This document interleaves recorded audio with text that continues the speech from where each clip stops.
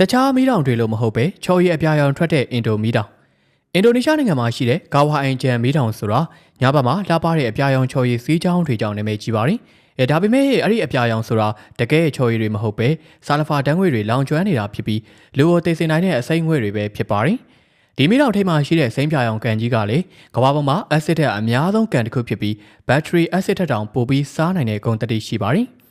ဒီကန်တွေကရေကလူရေပြားပေါ်ကိုကြာမီတာနဲ့အယိုးအထိကိုစားသွားနိုင်လောက်အောင်ပြင်းထန်လာပါတယ်။ဒီလိုအန်ဒရယ်များလာတဲ့ကြားကပဲဒေသခံမိုင်းလုံသားတွေကဒီနေရာမှာဆာလဖာခဲတွေကိုအကာအကွယ်မပါဘဲခက်ခက်ခဲခဲတူးဖော်နေကြရပါတယ်။ဒီမီးတောင်ကထွက်တဲ့အစိမ့်ငွေ့တွေကလူတွေရဲ့သွားတွေကိုတောင်အေးပျော်စေနိုင်တယ်လို့ဆိုပါတယ်။အဝေးကနေကြည့်ရင်တော့တကယ်ကိုမော်ဆန်းတဲ့အလားတရားဖြစ်နေပေမဲ့အနီးကပ်သွားရင်တော့ဒေမင်းကစောင့်ကြိုနေမှာပါ။